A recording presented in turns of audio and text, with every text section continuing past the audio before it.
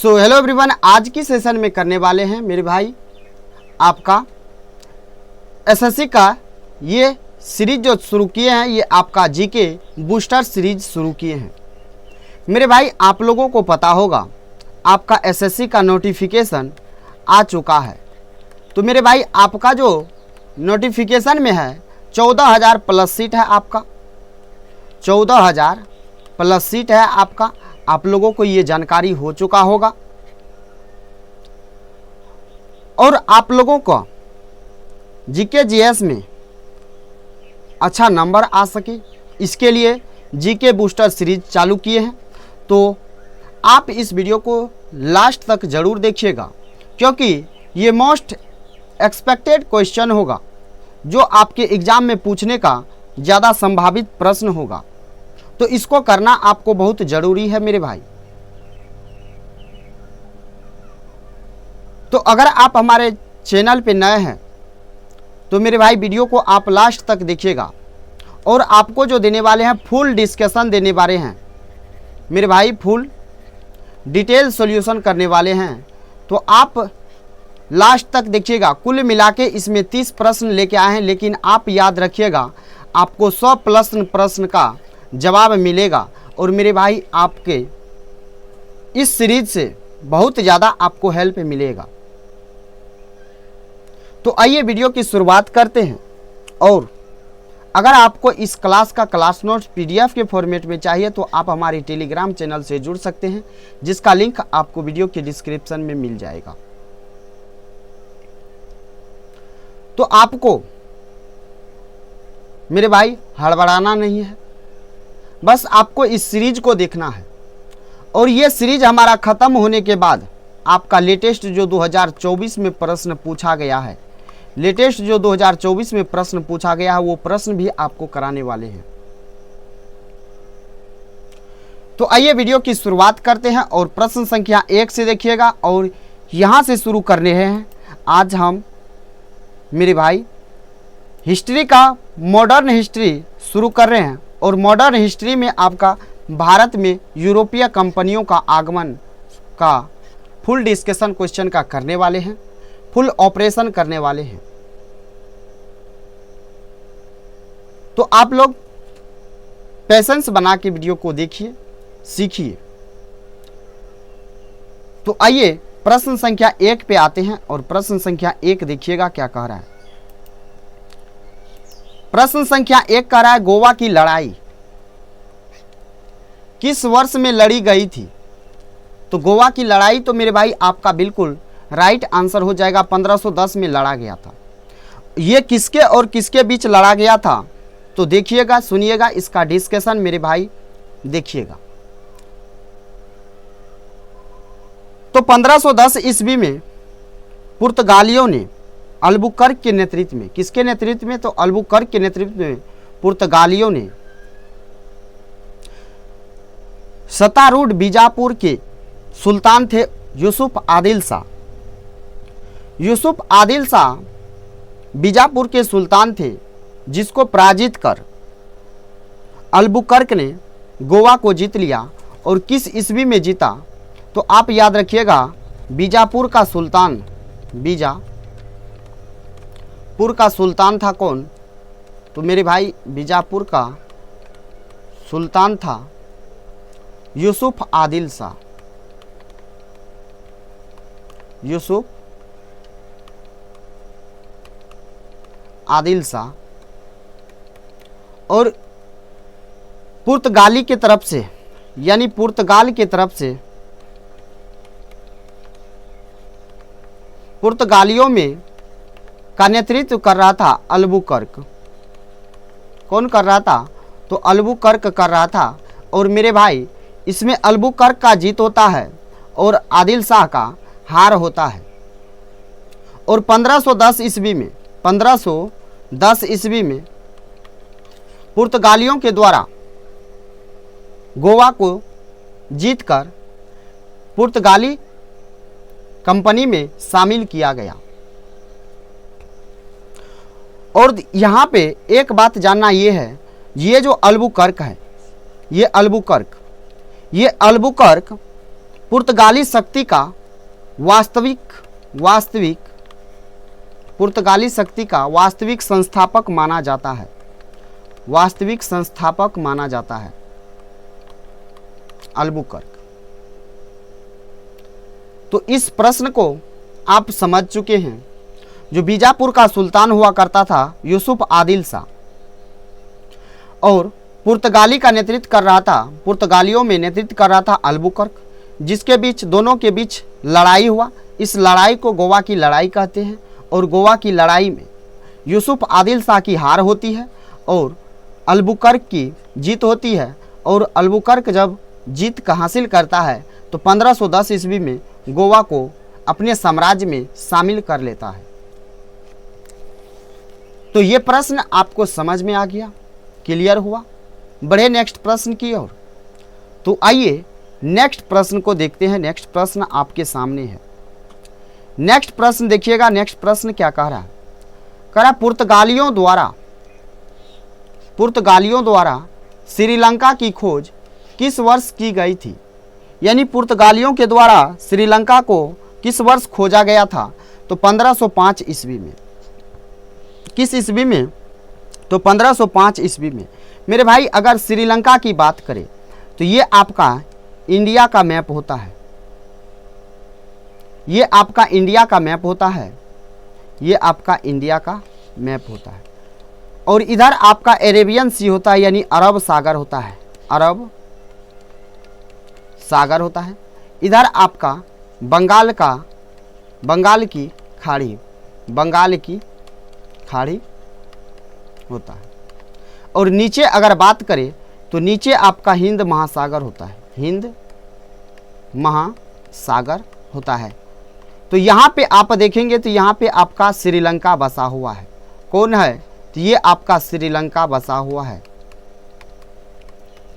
तो मेरे भाई आप ये कह सकते हैं ये एशिया महादेश के दक्षिण में बसा हुआ है श्रीलंका, और हिंद महासागर के उत्तर पूर्व हिस्सा में, हिंद महासागर के उत्तर पूर्व हिस्सा में ये आपका श्रीलंका एक द्वीपीय देश है। इस बात को भी आप याद रखेंगे, एक द्वीपीय देश है श्रीलंका। क्या है? तो एक द्वीपीय देश है, ये द्वीपीय देश है। तो ये आपका द्वीपीय देश है, और ये आपका हिंद महासागर के उत्तर पूर्वी हिस्सा में और भारत के दक्षिण में और एशिया महादेश के दक्षिण में स्थित है ना। तो इस प्रश्न को आप समझे, क्लियर हुआ। और पुर्तगालियों के द्वारा श्रीलंका कब खोजा गया? तो 1505 ईस्वी में। आइए नेक्स्ट प्रश्न को देखते हैं। प्रश्न संख्या 3 है आपके सामने में। प्रश्न संख्या 3 को देखिए, सुनिए, समझिए। तो प्रश्न संख्या 3 आपके सामने क्या कह रहा है, एक बार देखिएगा। कह रहा भारत में निम्नलिखित में से कौन सा पुर्तगाली वायसराय था? भारत में निम्नलिखित में से कौन सा पुर्तगाली वायसराय था? क्या कॉम्टे डी लेली था, या फ्रांसिस्को डी अल्मीरा था, या फ्रैंकोइस डुप्लेक्स था, या आपका रॉबर्ट क्लाइव था? तो कौन था? रॉबर्ट क्लाइव तो मेरे भाई ये ब्रिटिश अधिकारी हुआ करता था, ब्रिटिश वायसराय हुआ करता था। तो आपका जो राइट आंसर होगा ये होगा Francisco de almirah. Francisco de almirah का एक बार डिटेल देख लेते हैं, जो इसका डिटेल क्या है। तो मेरे भाई फ्रांसिस्को डी अल्मीरा का शासनकाल जो है, फ्रांसिस्को डी अल्मीरा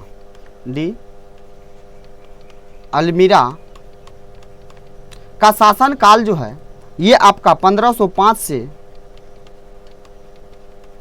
1509 ईस्वी तक रहा है भारत में, ठीक है। और भारत का प्रथम पुर्तगाली गवर्नर बनकर आया था। ये प्रथम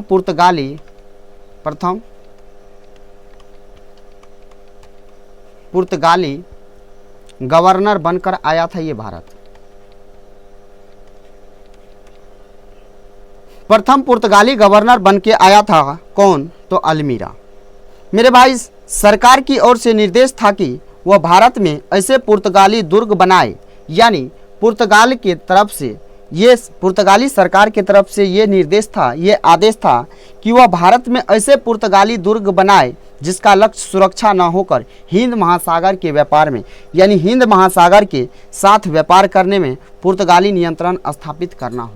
यानी हिंद महासागर में, आपका जो हिंद महासागर है मेरे भाई, ये आपका दक्षिण भारत है, ये आपका दक्षिणी भारत है। तो यहाँ जो हिंद महासागर है, तो ये पुर्तगाली का ये उद्देश्य था जो इस हिंद महासागर पे कब्जा करके इसको व्यापारिक दृष्टिकोण से अपने अधीन किया जाना था। ठीक है, तो अल्मीरा का मुख्य उद्देश्य था शांतिपूर्ण व्यापार करना था। अल्मीरा का उद्देश्य क्या था? शांतिपूर्ण व्यापार करना, शांतिपूर्वक व्यापार करना, शांतिपूर्वक व्यापार करना, शांतिपूर्ण व्यापार करना था। और इसी के वजह से इन्होंने ब्लू वाटर पॉलिसी लागू किया। ब्लू वाटर पॉलिसी लागू किया। कौन? तो अल्मीरा, जिसे आप हिंदी में शांत जल की नीति भी आप कह सकते हैं, जिसे आप हिंदी में शांत जल, या आप इसको ब्लू वाटर पॉलिसी कह सकते हैं, या आप इसको शांत जल नीति भी कह सकते हैं।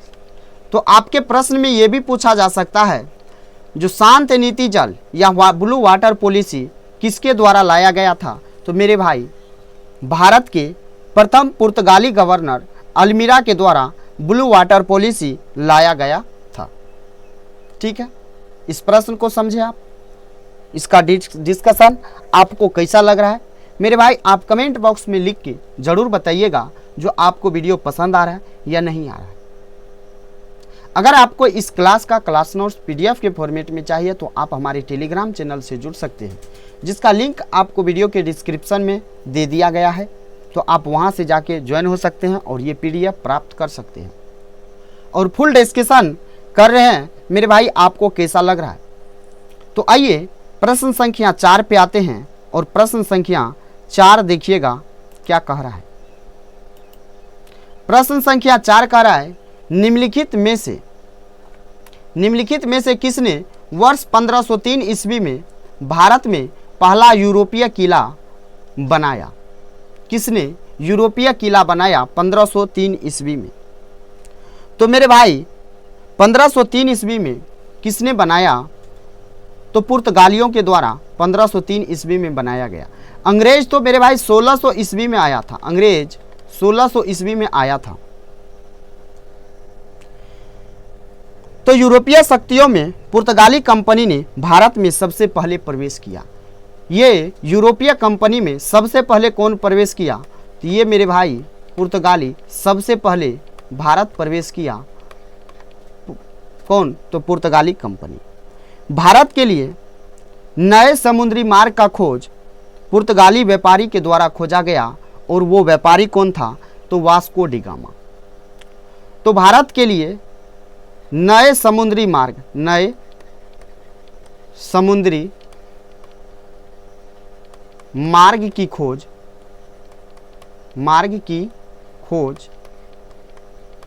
पुर्तगाली व्यापारी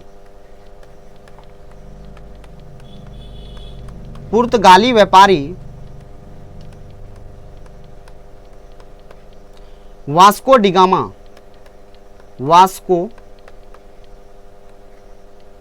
डी गामा के द्वारा खोजा गया था। और ये कब खोजा गया था? तो मेरे भाई 17 मई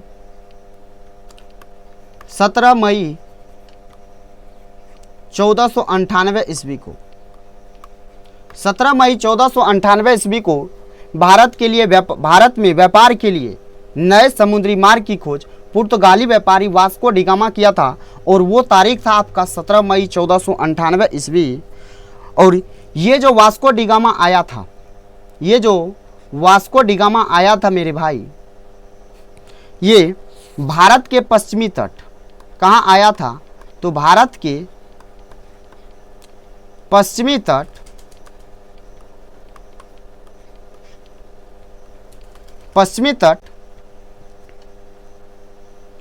पर स्थित है। पश्चिमी तट पर स्थित है कौन सा बंदरगाह?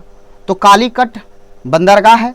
और कालीकट बंदरगाह पर कालीकट बंदरगाह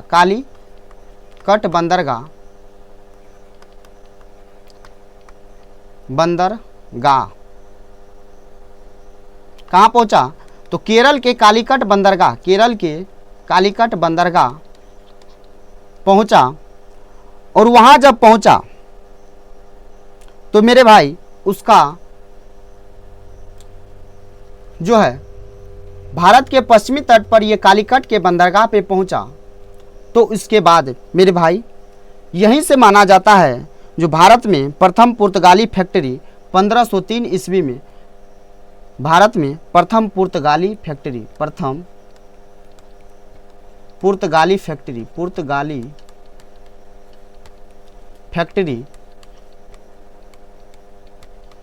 1503 ईस्वी में कोचीन में स्थापित किया गया था। कहाँ? तो कोचीन में, केरल के कोचीन में स्थापित किया गया था। और द्वितीय फैक्ट्री की अगर इसका बात करें तो 1505 ईस्वी में, कहाँ, कब? 1505 ईस्वी में कन्नूर में। कहाँ स्थापित किया गया था? तो कन्नूर में स्थापित किया गया था। ठीक है, तो आपका वास्को डी गामा से रिलेटेड इतना फैक्ट था जो आपको याद रखना बहुत इम्पोर्टेंट है मेरे भाई। आपको याद रहना बहुत ज़रूरी है। आपसे प्रश्न यहाँ पे बनेगा और आपसे पूछेगा तो आपको याद रखना इम्पोर्टेंट है। ठीक है, आइए प्रश्न संख्या 5 को देखते हैं। प्रश्न संख्या 5 आपके सामने है और प्रश्न संख्या 5 क्या कह रहा है एक बार आप देखिए और नज़र को दौड़ाइए। प्रश्न क्या कह रहा है? 1498 ईस्वी में निम्नलिखित में से कौन प्रथम यूरोपीय था जो अफ्रीका से जलीय यात्रा करते हुए यूरोप से भारत के लिए नया समुद्री मार्ग खोजा था? तो अफ्रीका से जलीय यात्रा करते हुए यूरोप से भारत के लिए नया समुद्री मार्ग कौन खोजा था? तो आपका क्या हो जाएगा राइट आंसर? बताइए, वास्को डी गामा होगा या नहीं होगा? और मेरे भाई अगर बात करें तो वास्को डी गामा, और भी फैक्ट है वास्को डी गामा से रिलेटेड। वास्को डी गामा आपका पुर्तगाली नाविक था। कौन था? तो पुर्तगाली नाविक था। ठीक है, और ये 1498 ईस्वी में भारत और यूरोप के मध्य नए समुद्री मार्ग का खोज किया और वो तारीख आपको बता चुके हैं 17 मई 1498 ईस्वी को। और वास्को डी गामा जब भारत की खोज में आ रहा था समुद्री मार्ग के द्वारा तो मेरे भाई वो रास्ता भटक चुका था। और रास्ता जब भटक चुका था तो उसी समुद्री मार्ग में उसको एक अब्दुल मजीद नामक गुजराती मिला, एक नाविक था। और वो अब्दुल मजीद नामक जो गुजराती था और उन्होंने कहा जो आपको कहाँ जाना है? तो उन्होंने कहा मुझे भारत जाना है। तो वो अब्दुल मजीद जो है उसको रास्ता दिखाते हुए भारत लाया। यानी आप अब्दुल मजीद को पथ प्रदर्शक भी आप कह सकते हैं वास्को डी गामा का। और ये जो अब्दुल मजीद था ये मेरे भाई आपका गुजरात का था। तो इसी के सहायता से वास्को डी गामा भारत आया और भारत के केरल के कोझिकोड जिले के आपका कालीकट बंदरगाह जो है ये कोझिकोड जिले के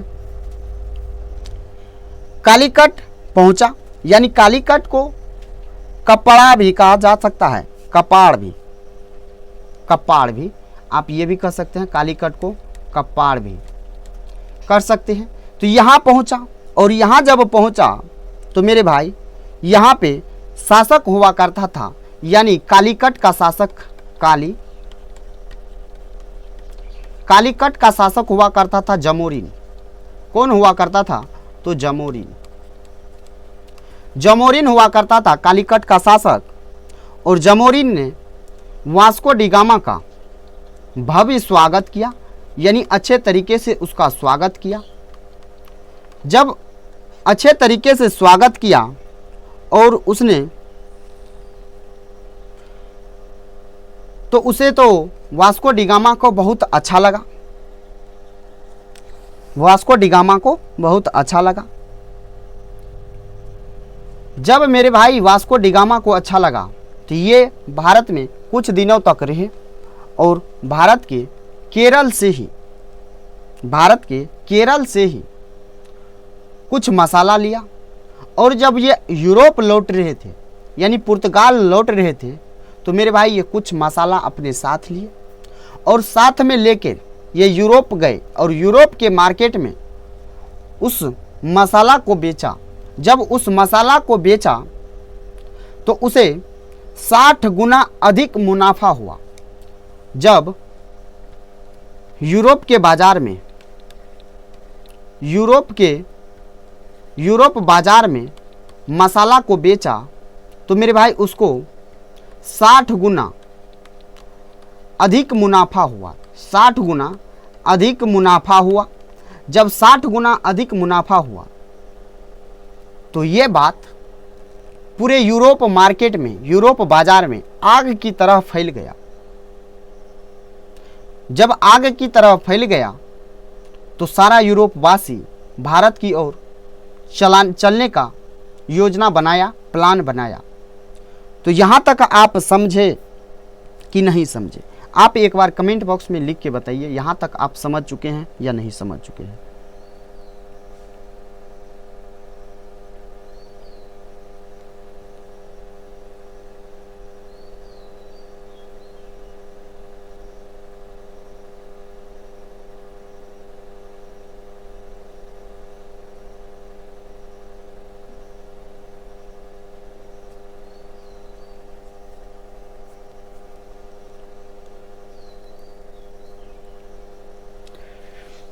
तो बढ़े नेक्स्ट प्रश्न की ओर। तो आइए नेक्स्ट प्रश्न देखते हैं, प्रश्न संख्या 6। और प्रश्न संख्या 6 आप देखिए क्या कह रहा है। कह रहा वास्को डी गामा किस वर्ष कालीकट यानी कोझीकड में आया था? तो 17 मई 1498। तो ये डेट तो आपको पता होगा, ये डेट आपको पता होगा मेरे भाई। ये जो वास्को डी गामा कालीकट के कोझीकड जिला में आया था, तो इससे पहले एक पुर्तगाली नाविक और था जिसने भारत को खोजने के लिए निकला था और उसका नाम था बार्थोलोमियो डियाज। कौन था? तो बार्थोलोमियो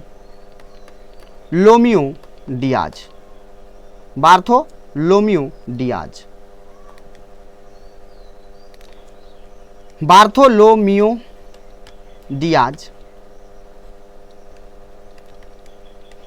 एक पुर्तगाली नाविक था और इन्होंने भारत को खोजने के लिए निकला था। जब ये भारत को खोजने के लिए निकला था तो मेरे भाई ये रास्ता भटकने के कारण ये चला गया किधर? तो अमेरिका की तरफ। ये आपका रास्ता जो भटका था वो तो कोलंबस था। वो अमेरिका की तरफ जो गया था वो कोलंबस था। वो कौन था? तो कोलंबस था। और ये जो रास्ता भटका ये अफ्रीका के दक्षिणी भाग में आया और अमेरिका के दक्षिणी भाग को कहते हैं केप ऑफ गुड होप या आशा अंतरिप। इसी को इंग्लिश में कहते हैं कैप ऑफ गुड होप। तो ये यहां तक आया था गुड होप। ये अफ्रीका के दक्षिणी भाग तक आया और दक्षिणी भाग से इसको कोई रास्ता नहीं दिखा तो मेरे भाई ये फिर वापस चला गया। ठीक है। अगर बात करें तो ये इससे पहले किस होके रास्ता था? भारत से जो व्यापार किया जाता था तो इससे पहले किस होके व्यापार किया जाता था? तो यूरोप से जो भारत व्यापार करता था तो वो भूमध्य सागर से होते हुए अरब सागर का मार्ग चुनता था। भूमध्य सागर से अरब सागर का मार्ग चुनता था और व्यापार किया करता था। तो ठीक है, इस बात को आप समझ गए। तो आइए नेक्स्ट प्रश्न पे आते हैं, प्रश्न संख्या 7 पे। और प्रश्न संख्या 7 देखिए, करा किस खोजकर्ता ने 1498 ईस्वी में भारत के लिए एक समुद्री मार्ग की खोज की थी? तो वास्को डिगामा। वास्को डिगामा से आपको तो बहुत ज़्यादा फैक्ट आपको बता चुके हैं। तो मेरे भाई इसका राइट आंसर हो जाएगा वास्को डिगामा। ठीक है, आइए प्रश्न संख्या 8 पे। और प्रश्न संख्या 8 देखिए, करा वास्को डिगामा 1498 ईस्वी में भारत में कहाँ आया था? तो बताइए भारत में कहाँ आया था? कालीकट आया था। इसी को कप्पाड़ भी कहते हैं, इसी को कप्पाड़ भी कहते हैं, इसी को कप्पाड़ भी कहते हैं। और ये कालीकट है कहाँ? तो ये कालीकट है मेरे भाई केरल। ये कहाँ है? तो केरल में है आपका। ठीक है, इस बात को आप समझे या नहीं समझे? तो भारत जो आया मेरे भाई,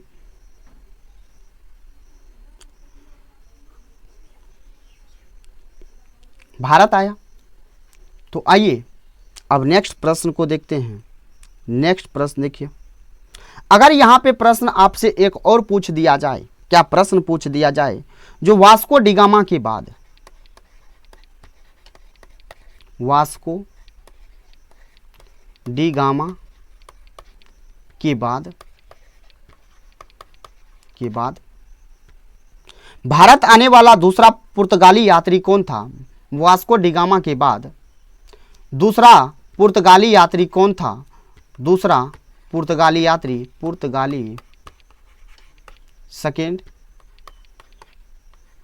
सेकेंड पुर्तगाली यात्री कौन था? तो आप क्या जवाब करेंगे? सेकेंड पुर्तगाली यात्री कौन था? तो ये हो जाएगा आपका अल्वरेज केवराल। कौन हो जाएगा? तो केवराल हो जाएगा। कौन हो जाएगा? तो केवराल हो जाएगा। और ये केवराल कब आया था? तो ये आया था 1500 ईस्वी में। ये कब आया था? तो 1500 ईस्वी में मेरे भाई भारत आया था। अगर आपसे प्रश्न ये पूछ दे, ये मोस्ट इंपॉर्टेंट प्रश्न है, ये आप मोस्ट इंपॉर्टेंट प्रश्न की श्रेणी में रख सकते हैं। ठीक है, इसको आप मोस्ट इंपॉर्टेंट क्वेश्चन की श्रेणी में रख सकते हैं। जो वास्को डिगामा के बाद दूसरा पुर्तगाली यात्री कौन था जो भारत आया था और किस ईस्वी में आया था, ये भी प्रश्न बन सकता है। तो अल्वरेज केवराल था और ये 1500 ईस्वी में आपका भारत आया था। ठीक है, अब आइए नेक्स्ट प्रश्न की ओर बढ़ते हैं। नेक्स्ट प्रश्न देखिएगा, प्रश्न संख्या 9 देखिए। प्रश्न संख्या 9 आपके सामने है और क्या कह रहा है प्रश्न, करा निम्न में से कौन भारत का पहला पुर्तगाली वायसराय था? पहला पुर्तगाली वायसराय कौन था, ये आपको बताना है। तो मेरे भाई क्या आपको अल्फांसो डी अल्बुकर्क है, या आपको लोपो सोयरेस डी अल्बेरिया है, या आपका डुटर्टे डे मेनेजेस था, या फ्रांसिस्को डी अल्मीरा था? तो आपको पता होगा फ्रांसिस्को डी अल्मीरा ये आपका प्रथम पुर्तगाली गवर्नर बन के भारत आया था। और किस ईस्वी में आया था? तो 1505 ईस्वी में। इसका शासनकाल जो रहा है 1505 ईस्वी से 1509 ईस्वी तक रहा है मेरे भाई, और इस बात को आप याद रखेंगे। अब बताइए, और इसका पोस्टमार्टम करना जरूरी है क्या?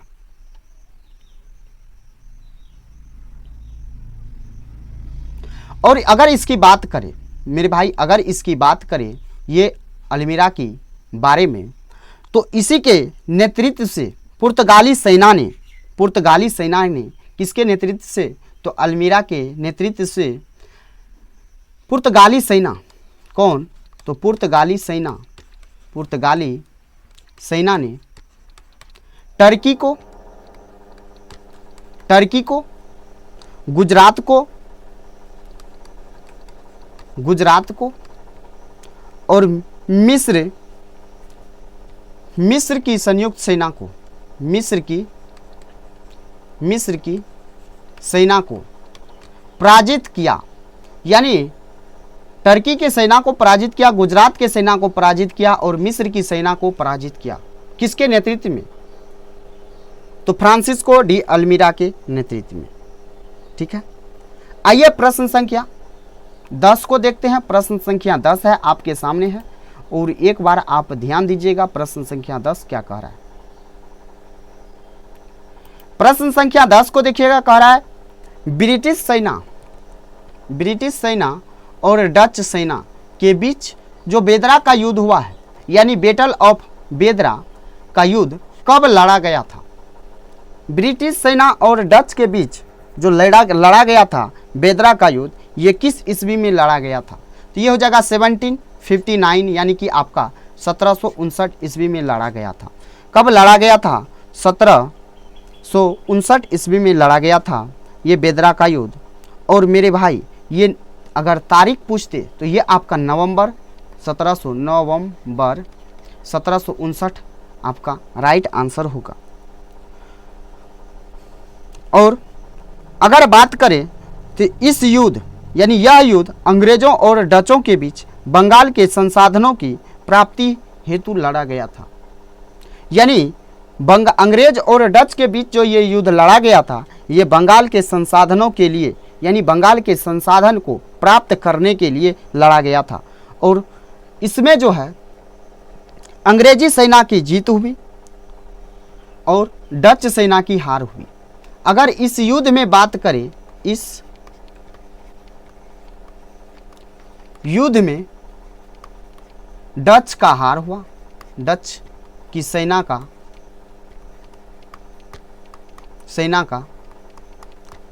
हार हुई और अंग्रेजी सेना की जीत हुई और अंग्रेजी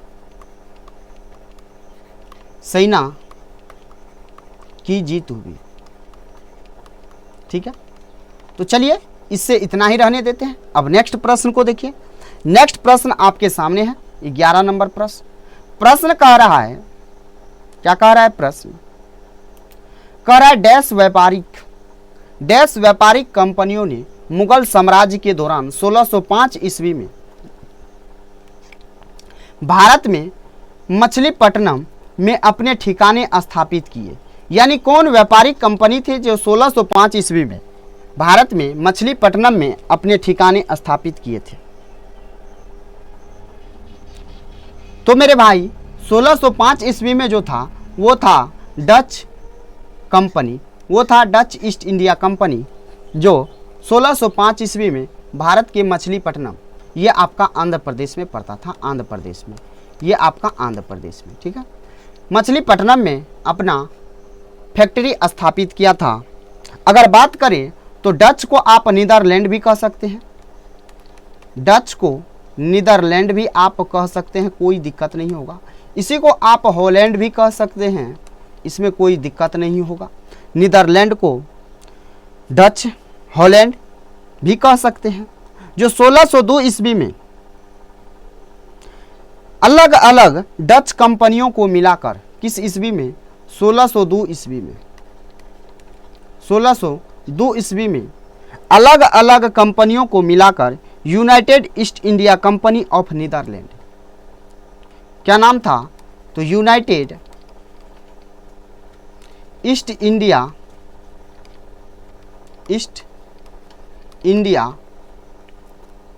कंपनी ऑफ नीदरलैंड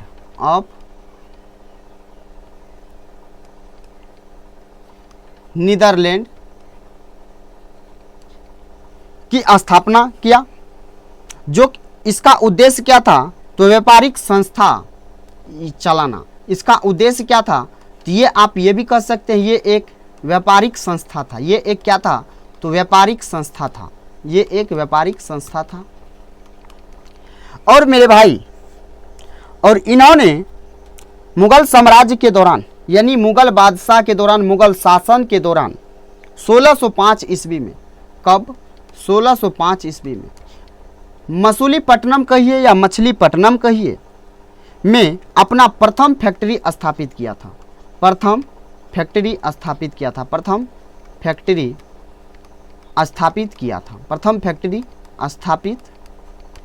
किया था। ठीक है। और अंग्रेजों ने, अगर अंग्रेज की बात करें, अंग्रेज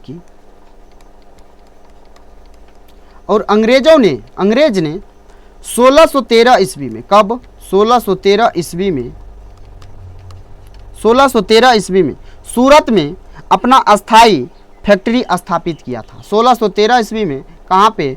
तो सूरत में अपना अस्थाई फैक्ट्री स्थापित किया था। और अगर बात करें फ्रांसीसियों अगर बात फ्रांसीसियों की करें तो फ्रांसीसियों ने 1668 ईस्वी में, कब? 1668 ईस्वी में सूरत में अपना प्रथम फैक्ट्री स्थापित किया था। सूरत में प्रथम, ये भी आपका प्रथम था, अस्थाई प्रथम था। ठीक है, प्रथम फैक्ट्री स्थापित किया था। तो आइए नेक्स्ट प्रश्न देखते हैं। नेक्स्ट प्रश्न आपका 12 नंबर प्रश्न क्या कह रहा है, जरा देखिएगा। प्रश्न करा ईस्ट इंडिया कंपनी की सेना के संबंध में निम्नलिखित में से कौन सा युग्म सही है? ईस्ट इंडिया कंपनी के सवार घुड़सवार, क्या आपका मस्कट पैदल सेना के सैनिकों द्वारा इस्तेमाल की जाने वाली भारी बंदूक, क्या ये बात सही है? तो मेरे भाई ये घुड़सवार वाली बात सही है। क्या घुड़सवार से किया करते थे? तो बताएंगे आप, तो बिल्कुल जी नहीं। ये जो है मस्कट पैदल सेना के सैनिकों द्वारा इस्तेमाल की जाने वाली भारी बंदूक का प्रयोग करते थे। तो आपका राइट आंसर हो जाएगा ऑप्शन बी, यानी केवल 2। अगर ईस्ट इंडिया कंपनी की बात करें, अगर ईस्ट इंडिया कंपनी की बात करें तो इसकी स्थापना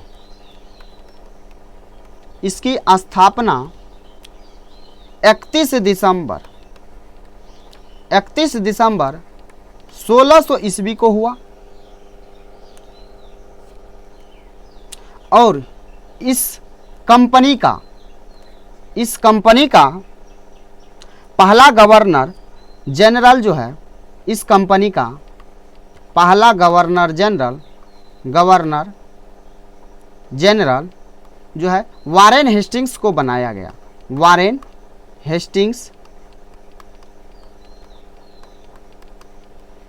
हेस्टिंग्स को बनाया गया। और मेरे भाई अगर बात की जाए, अगर इस कंपनी की बात करें तो इस कंपनी का शुरुआत में उद्देश्य था क्या? धन कमाना। इस कंपनी का शुरुआत में उद्देश्य था धन कमाना। लेकिन जैसे जैसे ये यहाँ रहते गया, यहाँ पे ये सेटल्ड होने लगा, तो मेरे भाई इसके मन में लालच आने लगा और ये जो है प्रशासनिक कार्य को भी देखने लगा। और जब प्रशासनिक कार्य को देखने लगा तो बक्सर का युद्ध हुआ।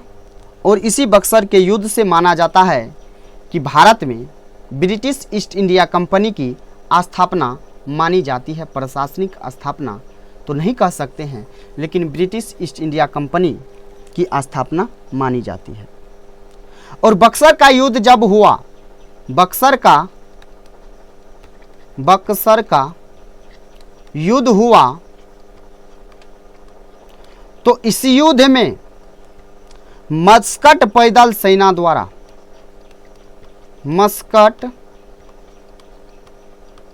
पैदल सेना के सैनिकों द्वारा, सेना के सैनिकों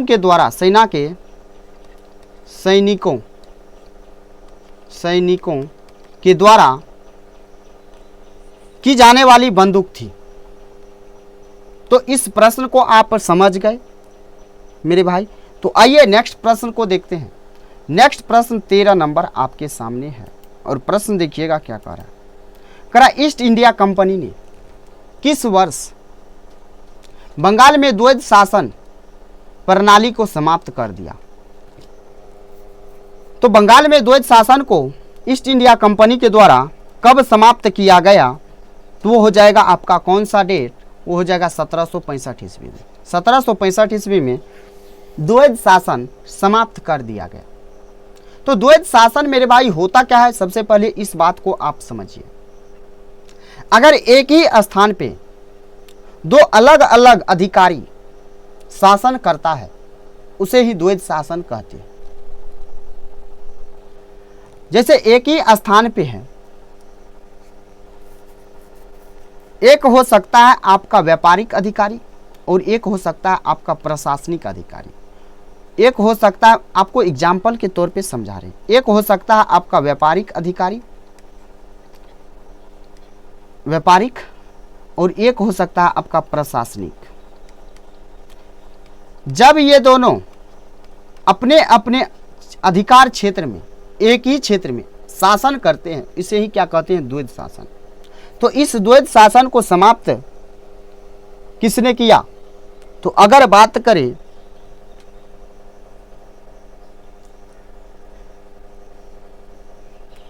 तो लागू, सबसे पहले इस बात को जानिए, जो लागू किसने किया, तो 1765 ईस्वी में इस द्वैध शासन को लागू किया। 1765 ईस्वी में रॉबर्ट क्लाइव द्वारा बंगाल में द्वैध शासन लागू किया गया था।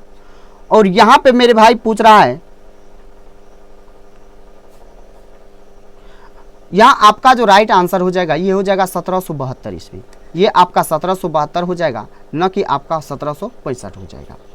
तो 1765 ईस्वी में रॉबर्ट क्लाइव के द्वारा, किसके द्वारा, तो रॉबर्ट क्लाइव के द्वारा लागू किया गया था। और वारेन हेस्टिंग्स के द्वारा 1772 ईस्वी में, किसके द्वारा, तो वारेन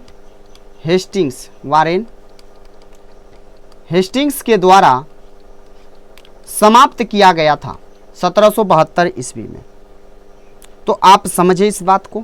1772 ईस्वी में वारेन हेस्टिंग्स ने बंगाल में क्लाइव द्वारा लागू की गई द्वैध शासन प्रणाली को समाप्त कर दिया। ठीक है, समझ गए। तो आइए नेक्स्ट प्रश्न को देखते हैं। नेक्स्ट प्रश्न 14 नंबर प्रश्न आपके सामने है और प्रश्न को देखिएगा। करा इंग्लिश ईस्ट इंडिया कंपनी, जिसको आप ब्रिटिश ईस्ट इंडिया कंपनी कहते हैं, अंग्रेजी ईस्ट इंडिया कंपनी कहते हैं, ने वर्ष डैश ईस्वी में बंगाल की दीवानी प्राप्त की, यानी बंगाल में दीवानी प्राप्त की, यानी कर वसूलने का अधिकार प्राप्त हुआ। ये किस ईस्वी में हुआ, तो मेरे भाई ये 1765 ईस्वी में हुआ। ये कब हुआ, तो 1765 ईस्वी में बंगाल में अंग्रेजी कंपनी को दीवानी प्राप्त हुई। और बक्सर के युद्ध के पश्चात, जब बक्सर का युद्ध हुआ, तो बक्सर के युद्ध के पश्चात गवर्नर जो था रॉबर्ट क्लाइव और अवध के नवाब सुजाउद्दौला, अवध के नवाब सुजाउद्दौला और रॉबर्ट क्लाइव, अवध के नवाब सुजाउद्दौला, कौन, तो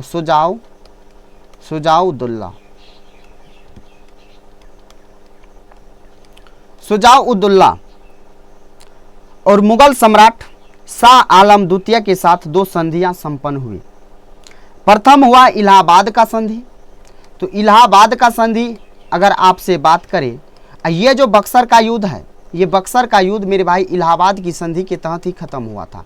इलाहाबाद की संधि के तहत ही खत्म हुआ था। और ये जो संधि हुआ था, ये 1765 ईस्वी में हुआ था। तो अगर आपसे प्रश्न में ये पूछ दे जो इलाहाबाद की संधि के तहत कौन सा युद्ध समाप्त हुआ, तो आप कहेंगे बक्सर का युद्ध। आप कहेंगे बक्सर का युद्ध, बक्सर का युद्ध, बक्सर का युद्ध। ठीक है, युद्ध समाप्त हुआ। तो अगर बात की जाए इस युद्ध में नवाब ने इलाहाबाद और कड़ा जिला मुगल सम्राट शाह आलम द्वितीय को सौंपा। और कंपनी को जो इसमें लॉस हुआ था, इसको लेकर 50 लाख इनाम देने का या क्षतिपूर्ति का 50 लाख रुपया ब्रिटिश कंपनी को, किसको, तो ब्रिटिश कंपनी को क्षतिपूर्ति के तौर पर देने का ऐलान किया और मेरे भाई दिया भी गया। ठीक है, इस बात को आप समझ गए। 15 नंबर प्रश्न को देखिए। 15 नंबर प्रश्न आपके सामने है। 15 नंबर प्रश्न क्या कह रहा है? कह रहा निम्न में से किस वर्ष बंगाल की दीवानी ईस्ट इंडिया कंपनी को हस्तांतरित की गई थी? कब हस्तांतरित किया गया था ये आपको बताना है। तो ये आपको बता चुके हैं जो कब दीवानी प्राप्त हुआ ब्रिटिश ईस्ट इंडिया कंपनी को, तो 1765 ईस्वी में। ठीक है, आइए नेक्स्ट प्रश्न को देखते हैं। नेक्स्ट प्रश्न आपके सामने है और नेक्स्ट प्रश्न देखिए। कह रहा है मुगल सम्राट शाह आलम द्वितीय ने ईस्ट इंडिया कंपनी को बंगाल प्रांत का दीवान किस वर्ष नियुक्त किया? यानी शाह आलम द्वितीय के द्वारा ईस्ट इंडिया कंपनी को बंगाल में कर वसूलने यानी दीवान का प्राप्त किस वर्ष में नियुक्त किया था? तो 1765 ईस्वी में। कब किया था? 1765 ईस्वी में, और इलाहाबाद की संधि के तहत। ठीक है, अगर शाह आलम द्वितीय की शासनकाल की बात करें, शाह आलम द्वितीय की बात करें, ये मुगल बादशाह थे। शाह आलम द्वितीय की शासनकाल की बात करें तो 1759 से 1806 ईस्वी। 1806 ईस्वी मेरे भाई इसके शासनकाल है। इसका अगर नाम की बात करें तो इसका नाम जो है, इसका नाम असली नाम की अगर बात करें तो अली गौहर था। क्या था? तो अली गौहर था। अली गौहर था। ठीक है, और इसी के समय पानीपत का तीसरा युद्ध हुआ था। पानीपत का तीसरा युद्ध हुआ था, थर्ड वार हुआ था। पानीपत का थर्ड वार हुआ था। और पानीपत का तीसरा युद्ध कब हुआ था? तो 1761 ईस्वी में। ठीक है, और बक्सर का युद्ध आपका अगर बात करें तो बक्सर का युद्ध मेरे भाई, बक्सर का युद्ध 1764 ईस्वी में हुआ था। 1764 ईस्वी में। और ये युद्ध, बक्सर का युद्ध समाप्त कब हुआ? तो 1765 ईस्वी में इलाहाबाद की संधि के तहत। इलाहाबाद की संधि के तहत हुआ। ठीक है, और इस इलाहाबाद की संधि में बक्सर के युद्ध के जो पश्चात दोनों पक्षों के मध्य अगस्त 1765 ईस्वी, वो महीना कौन सा हो जाएगा? तो वो महीना हो जाएगा अगस्त। अगस्त 1765 ईस्वी में इलाहाबाद की संधि हुआ, जिसमें अवध के नवाब शुजाउद्दौला ने अंग्रेजों को 50 लाख रुपया देने का वादा स्वीकार किया। क्यों? तो क्योंकि मेरे भाई उस युद्ध में जो अंग्रेजी ईस्ट इंडिया कंपनी का क्षति हुआ था, उस क्षति के कारण उसको 50 लाख रुपया देना पड़ गया। ठीक है, अब आइए नेक्स्ट प्रश्न पे। नेक्स्ट प्रश्न आपके सामने है 17 नंबर प्रश्न। देखिएगा 17 नंबर प्रश्न क्या कह रहा है? कह रहा है ब्रिटिश ईस्ट इंडिया कंपनी ने वर्ष डैश ईस्वी में फ्रांसीसियों से पांडिचेरी यानी अभी का पुदुचेरी कहिए को छीनकर उस पर कब्जा कर लिया। यानी ब्रिटिश ईस्ट इंडिया कंपनी फ्रांसीसियों से पांडिचेरी को छीन लिया। किस ईस्वी में छीना, यही बात आपको बताना है। तो कब छीना? तो मेरे भाई 1761 ईस्वी में छीना। 1761 ईस्वी में छीन लिया था। ठीक है, अब आइए 18 नंबर प्रश्न को देखिए। 18 नंबर प्रश्न देखिएगा।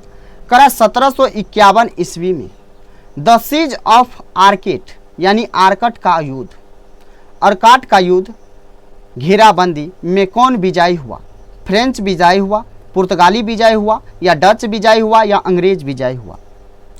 तो 1751 ईस्वी में आर्केट का युद्ध जो हुआ मेरे भाई, ये 23 सितंबर से लेके ये युद्ध जो हुआ, ये युद्ध आपका 23 सितंबर से लेके 24 नवंबर 1751 ईस्वी तक चला था। और ये किसके और किसके बीच लड़ा गया था?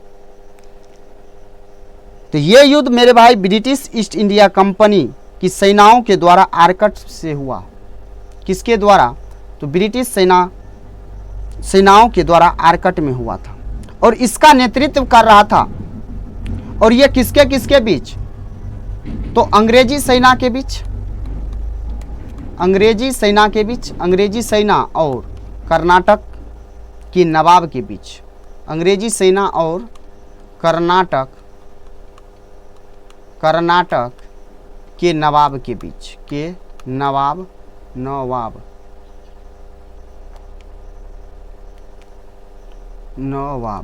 नवाब के बीच हुआ था। और इस युद्ध में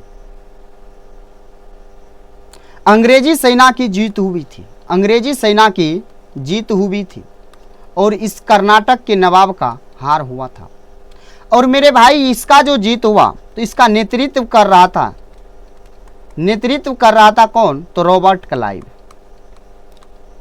रॉबर्ट क्लाइव, अंग्रेजी सेना का नेतृत्व कौन कर रहा था? तो रॉबर्ट क्लाइव कर रहा था।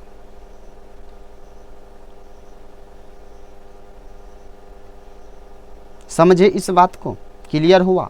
तो मेरे भाई इसका आंसर क्या हो जाएगा? तो बताइए कौन विजयी हुआ था? तो विजयी हुआ था अंग्रेज। और ये किसके किसके बीच लड़ा गया था? तो ये अंग्रेजी सेना के बीच और कर्नाटक के नवाब के बीच। 19 नंबर प्रश्न को देखिएगा। 19 नंबर प्रश्न करा, अंग्रेजों ने नवाब के कुशासन के बहाने निम्नलिखित में से किस रियासत पर कब्जा कर लिया था? तो नवाब के कुशासन यानी कि अच्छे तरीके से शासन प्रशासन नहीं चला रहा है, इसके बहाने अंग्रेजों ने किस रियासत को अपने अधीन कर लिया छीनकर? तो मेरे भाई ये हो जाएगा अवध। ये कौन सा क्षेत्र हो जाएगा? वो क्षेत्र हो जाएगा अवध। अगर अवध की बात करें तो 1856 ईस्वी में अवध का अधिग्रहण अंग्रेजों की साम्राज्य विस्तार की नीति का तार्किक परिणाम था। ये 1856 ईस्वी में जो हुआ, ये घटना कब हुआ? 1856 ईस्वी में। अवध का अधिग्रहण यानी अवध पे जो अधिकार किया, ये अंग्रेजों की साम्राज्य विस्तार नीति यानी अंग्रेज अपना साम्राज्य विस्तार करने की नीति के तहत इसका परिणाम था। इसमें कुशासन के आरोप के आधार पर अवध के नवाब कौन थे? तो अवध के नवाब की अगर बात करें, अवध के नवाब की बात करें तो वो थे वाजिद अली शाह। कौन थे? तो वाजिद अली शाह।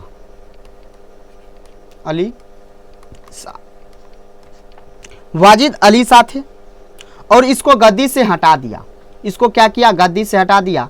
किस आरोप में? तो नवाब के ये कुशासन के आरोप में, कुशासन का आरोप लगा के यानी अच्छे तरीके से वाजिद अली शाह के द्वारा शासन प्रशासन नहीं चलाया जा रहा है अवध में, इसको लेकर वो गद्दी से हटा दिया और अवध को प्रत्यक्ष रूप से ब्रिटिश साम्राज्य में मिला लिया गया। ठीक है, तो आइए प्रश्न संख्या 20 को देखते हैं। प्रश्न संख्या 20 देखिएगा मेरे भाई, मेरे साथी क्या कह रहा है। प्रश्न संख्या 20 कह रहा है यांडूब की संधि 1826 ईस्वी। यांडूब की संधि कब हुआ था? तो 1826 ईस्वी के माध्यम से ब्रिटिश ईस्ट इंडिया कंपनी द्वारा निम्नलिखित में से कौन सा क्षेत्र हड़प लिया गया था यांडूब की संधि के तहत? तो कौन सा क्षेत्र हो जाएगा? तो यांडूब की संधि के तहत मेरे भाई असम के क्षेत्र को मिला लिया था। तो 1826 ईस्वी अगर बात करें उस समय लॉर्ड एमहर्स्ट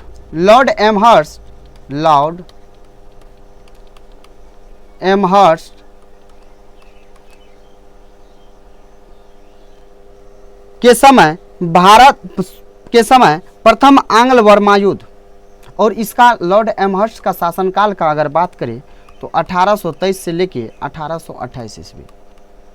इसका शासनकाल, लॉर्ड एमहर्स्ट का शासनकाल है 1823 से 1880। और इसके समय, इसी के समय प्रथम आंग्ल वर्मा युद्ध, इसी के समय प्रथम आंग्ल वर्मा युद्ध, प्रथम आंग्ल वर्मा युद्ध प्रथम आंग्ल बर्मा युद्ध हुआ था और इसका जो तिथि है मेरे भाई ये कब से कब हुआ, तो 1824 से 1826 ईस्वी के बीच हुआ, लड़ा गया, जो 1826 ईस्वी में यांडूब की संधि के द्वारा समाप्त हुआ था। यांडूब की संधि के द्वारा प्रथम आंग्ल बर्मा युद्ध हुआ था और कब हुआ था, तो 1824 से 26। और ये युद्ध कब समाप्त हुआ, तो ये युद्ध यांडूब की संधि के तहत हुआ था समाप्त। यांडूब की संधि के तहत समाप्त हुआ। यांडूब की संधि के तहत समाप्त हुआ। जब यह युद्ध समाप्त हुआ तो मेरे भाई अंग्रेजी ईस्ट इंडिया कंपनी असम के क्षेत्र को हड़प लिया था। ठीक है, समझ गए। आइए नेक्स्ट प्रश्न की ओर। करा प्रश्न क्या, एक बार देखिए, समझिए, सीखिएगा। करा ब्रिटिश शासकों ने भारत पर लगभग कितने वर्षों तक शासन किया था मेरे भाई, ये बताना है आपको। तो 1764 ईस्वी से बक्सर के युद्ध से, प्लासी के युद्ध से, 1757 प्लासी के युद्ध से, आपको जहां भी बताए हैं बक्सर के युद्ध से मेरे भाई वो गलत बताएं। 1757 ईस्वी में प्लासी का युद्ध हुआ था, प्लासी का युद्ध हुआ था। और इसी प्लासी के युद्ध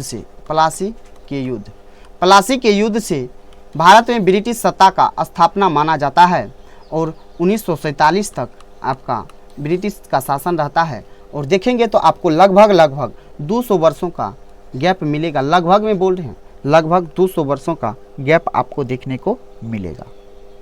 तो आइए इसको देख लेते हैं, इसका डिटेल। मेरे भाई प्लासी का युद्ध 1757 ईस्वी में होता है और बक्सर का युद्ध जो है 1764 ईस्वी में होता है। तो इस युद्ध के दौरान आप देखेंगे तो 1757 से 1947 ईस्वी तक लगभग 200 वर्ष हो जाता है। ठीक है, तो यही बात है। तो इस प्रश्न का आंसर हो जाएगा लगभग 200 वर्ष। 22 नंबर प्रश्न आपके सामने है और 22 नंबर प्रश्न देखिएगा। करा भारत में 1617 ईस्वी में ब्रिटिश ईस्ट इंडिया कंपनी की व्यापार करने की डैश द्वारा अनुमति दी गई थी। किसके द्वारा, बाबर के द्वारा या औरंगजेब के द्वारा, अकबर के द्वारा या जहांगीर के द्वारा। तो किसके द्वारा 1617 ईस्वी में ब्रिटिश ईस्ट इंडिया कंपनी का व्यापार करने का अनुमति दिया गया था, ये आपको बताना है। तो बताइए क्या होगा आंसर इसका। तो मेरे भाई जहांगीर के द्वारा। किसके द्वारा दिया गया था अनुमति, तो जहांगीर के द्वारा अनुमति दिया गया था। ठीक है, तो आइए नेक्स्ट प्रश्न की ओर बढ़ते हैं।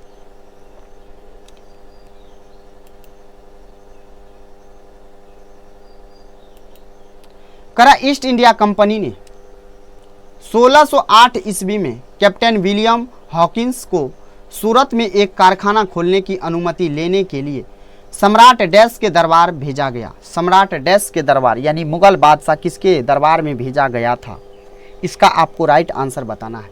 कैप्टन विलियम हॉकिंस को सूरत में एक कारखाना खोलने की अनुमति लेने के लिए, यानी कैप्टन हॉकिंस को भेजा गया था 1608 ईस्वी में। और किसके दरबार भेजा गया था, ब्रिटिश ईस्ट इंडिया कंपनी के द्वारा किसके दरबार में भेजा गया था, ये बात आपको बताना है। तो भेजा गया था मेरे भाई जहांगीर के दरबार में, भेजा गया था जहांगीर के दरबार में। तो अगर इसका डिटेल की बात करें तो मुगल बादशाह जहांगीर का शासन 1605 ईस्वी से 1627 ईस्वी, इसका शासनकाल 1605 ईस्वी से 1627 ईस्वी माना जाता है। ठीक है, इसी के कार्यकाल में ईस्ट इंडिया कंपनी का प्रतिनिधि विलियम हॉकिंस 1608 ईस्वी में भारत आया, जो 1609 ईस्वी में जहांगीर के दरबार में। ये कब आया, तो 1609 ईस्वी में जहांगीर के दरबार में आया। जहांगीर के दरबार में आया। और 1609 ईस्वी में जब दरबार में आया तो हॉकिंस अपने साथ इंग्लैंड के राजा जेम्स प्रथम, इसको जो भेजे थे विलियम हॉकिंस को, जेम्स प्रथम यानी इंग्लैंड के राजा या इंग्लैंड के सम्राट जेम्स प्रथम अपना पत्र दिया और पत्र के साथ 25,000 स्वर्ण मुद्रा लेकर आया था और ये जब जहांगीर को दिया और जहांगीर से मुगल दरबार में व्यापारिक रियासत व सुविधा प्राप्त करने के लिए आने वाला प्रथम अंग्रेज यही था। कौन? तो विलियम हॉकिंस। और हॉकिंस को जहांगीर 400 का मनसब दिया। हॉकिंस को जहांगीर 400 का मनसब दिया, 400 का मनसब दिया। जब 400 का मेरे भाई मनसब दिया और इसको इंग्लिश खां का भी उपाधि दिया। क्या दिया? तो इंग्लिश खां का उपाधि, इंग्लिश खां का उपाधि दिया। कौन? तो जहांगीर। किसको? तो विलियम हॉकिंस को। और हॉकिंस तुर्की और फारसी भाषा भी जानता था। हॉकिंस जो है ये तुर्की और हॉकिंस किधर गया? हॉकिंस तो मेरे भाई यहीं पे लिख देते हैं ऊपर में। ये हॉकिंस तुर्की और फारसी भाषा भी जानता था, तुर्की और फारसी भाषा भी जानता था, तुर्की और फारसी भाषा भी जानता था। और जब वह 1611 ईस्वी में इंग्लैंड लौटा तो मेरे भाई जहांगीर ने 1613 ईस्वी में फरमान जारी किया और अंग्रेजों को 1613 ईस्वी में फरमान जारी किया, फरमान जारी किया और अंग्रेजों को सूरत शहर में थॉमस एडवर्थ के अधीन व्यापारिक फैक्ट्री खोलने की मंजूरी दे दिया। तो अगर बात करें तो भारत आने वाले प्रथम अंग्रेजी जहाज, यहीं पे बात कर लेते हैं। प्रथम अंग्रेजी जहाज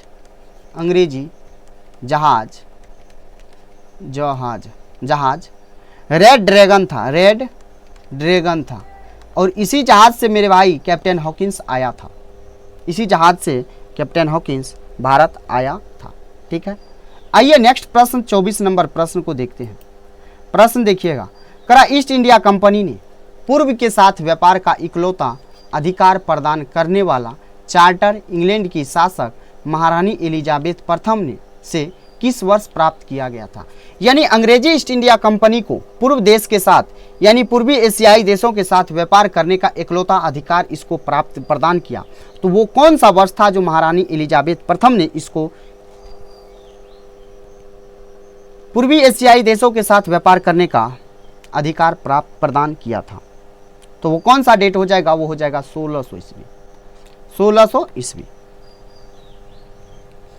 तो अगर इसकी बात करें तो लंदन के कुछ व्यापारियों ने पूर्वी देशों के साथ व्यापार करने के लिए 1599 ईस्वी में governor and company of merchant of London trading to East Indies के नाम से संगठित हुआ और इस कंपनी को महारानी एलिजाबेथ प्रथम 31 दिसंबर 1600 ईस्वी को अधिकार दे दिया। और अधिकार जो दिया ये सिर्फ 15 वर्षों के लिए दिया, ये 15 वर्षों के लिए दिया। महारानी एलिजाबेथ प्रथम कौन? तो महारानी एलिजाबेथ प्रथम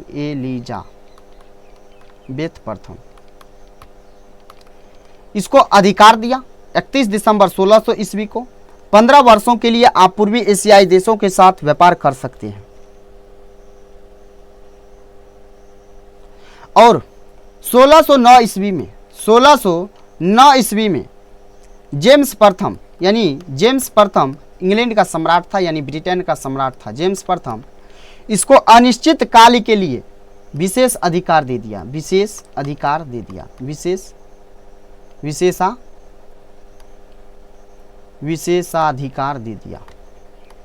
अनिश्चित काल के लिए। तो अगर बात की जाए यहाँ पे प्रश्न ढेर सारा बन सकता है, लेकिन इंपॉर्टेंट प्रश्न ये बन सकता है, महारानी एलिजाबेथ प्रथम ने अंग्रेजी ईस्ट इंडिया कंपनी को पूर्वी एशियाई देशों के साथ व्यापार करने के लिए कितने वर्षों का अधिकार या इकलौता अधिकार प्रदान किया था? तो 15 वर्ष हो जाएगा।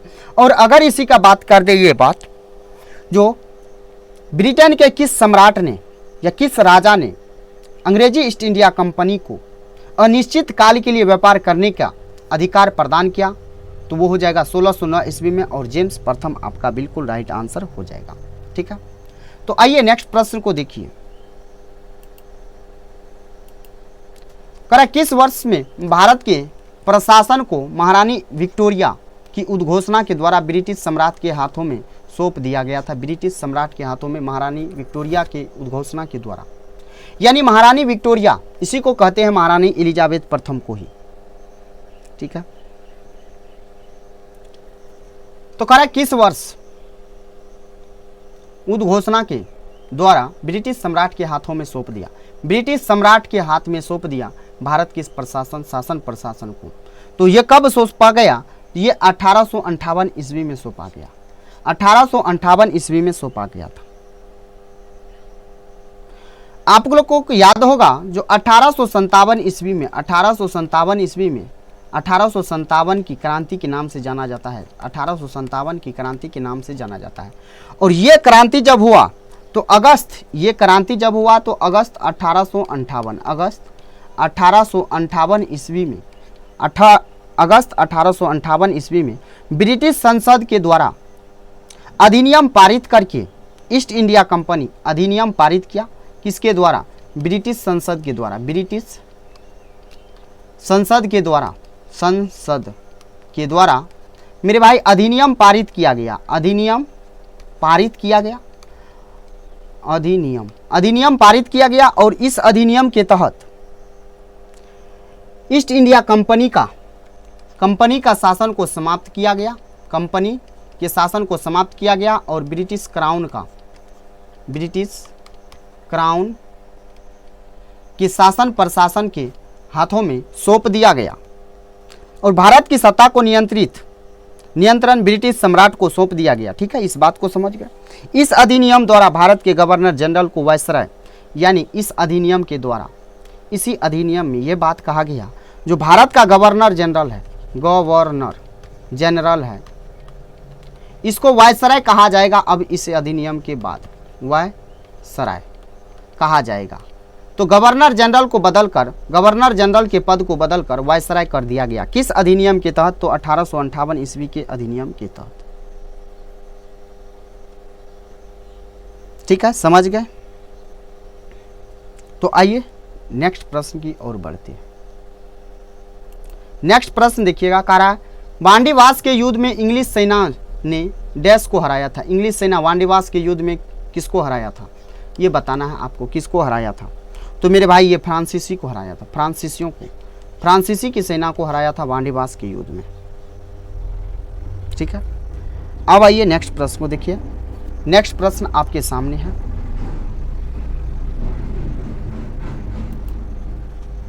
करा निम्नलिखित में से किसने ब्रिटिश ईस्ट इंडिया कंपनी की ओर से बक्सर के युद्ध का नेतृत्व किया था? तो मेरे भाई किसने किया था? तो इसका आंसर आप बताएंगे। ब्रिटिश ईस्ट इंडिया कंपनी की ओर से बक्सर का युद्ध का नेतृत्व कौन किया था? तो मेरे भाई आप बताएंगे। इसका आंसर आपको बता चुके हैं, बताइए। तो मेरे भाई हेक्टर मुनरो के द्वारा बक्सर के युद्ध का नेतृत्व किया गया था। और प्लासी के युद्ध का नेतृत्व का अगर बात करें तो रॉबर्ट क्लाइव को किया था। और बक्सर का युद्ध कब हुआ था? 1764 ईस्वी में। 1764 ईस्वी में बक्सर का युद्ध हुआ। और ये युद्ध समाप्त कब हुआ? तो इलाहाबाद, ALLAH, इलाहाबाद की संधि के तहत हुआ था। ठीक है, 1765 ईस्वी में। और इसका नेतृत्व किसने किया था? तो हेक्टर मुनरो। प्लासी का युद्ध, ये किसका नेतृत्व किया था अंग्रेजी सेना की तरफ से? तो प्लासी के युद्ध का। ठीक है, आइए नेक्स्ट प्रश्न को देखिए। नेक्स्ट प्रश्न आपके सामने है 28 नंबर प्रश्न। करा जोसेफ फ्रैंकोइस डुप्लेक्स भारत में निम्नलिखित में से किस ईस्ट इंडिया कंपनी का गवर्नर जनरल था? तो ये किस ईस्ट इंडिया कंपनी का गवर्नर जनरल था? तो ये मेरे भाई आपका अंग्रेजी ईस्ट इंडिया कंपनी का गवर्नर जनरल था। किसका था? तो ये अंग्रेजी ईस्ट इंडिया कंपनी का नहीं मेरे भाई, ये आपका फ्रेंच ईस्ट इंडिया कंपनी का था गवर्नर जनरल। ये किसका था? फ्रेंच ईस्ट इंडिया कंपनी के गवर्नर जनरल। और अगर इसकी बात करें शासनकाल की तो ये था 1742 से 1754 ईस्वी तक शासन किया था। ठीक है।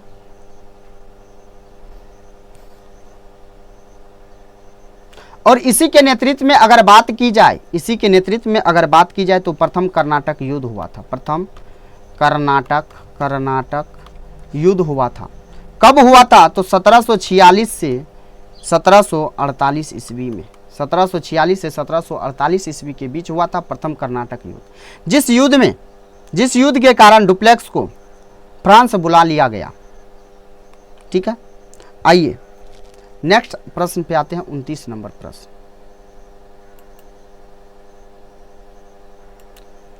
करा है।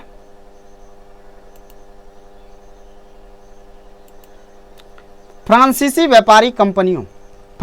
व्यापारिक कंपनियों ने 1673 ईस्वी में भारत में डैश में अपने ठिकाने अब बनवाए।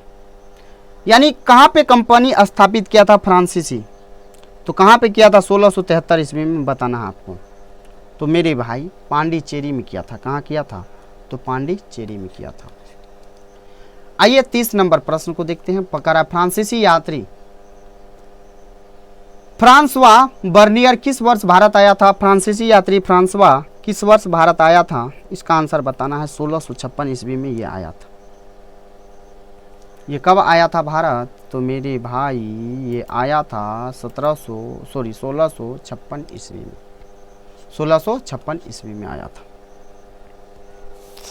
कह रहा पहला कर्नाटक युद्ध। नेक्स्ट कह रहा है पहला कर्नाटक युद्ध डैश और डैश के बीच लड़ा गया था। तो पहला कर्नाटक युद्ध किसके और किसके बीच लड़ा गया था? तो आप बताएंगे अंग्रेजी सेना और फ्रांसीसियों के बीच। किसके बीच? अंग्रेजी सेना और फ्रांसीसियों के बीच। और ये युद्ध कब लड़ा गया था? तो 1746 से 1748 के बीच लड़ा गया था। अगर द्वितीय कर्नाटक युद्ध की बात करें, अगर सेकेंड कर्नाटक युद्ध की बात करें तो ये युद्ध 1749 से 1754 ईस्वी तक लड़ा गया था। और ये किसके और किसके बीच लड़ा गया था? तो ये भी अंग्रेजी और फ्रांसीसियों के बीच लड़ा गया था। ये भी अंग्रेजों और फ्रांसीसियों के बीच लड़ा गया था। फ्रांसीसियों के बीच लड़ा गया था। अगर थर्ड कर्नाटक युद्ध की बात करें तो थर्ड कर्नाटक युद्ध मेरे भाई ये लड़ा गया था 1756 से 1763। और ये युद्ध भी अंग्रेजी और फ्रांसीसियों के बीच लड़ा गया था। अगर बात की जाए तो पहला कर्नाटक युद्ध की समाप्ति जो होता है वो होता है एक्स-ला-चेपल संधि के तहत। एक्स-ला-चेपल की संधि के तहत होता है।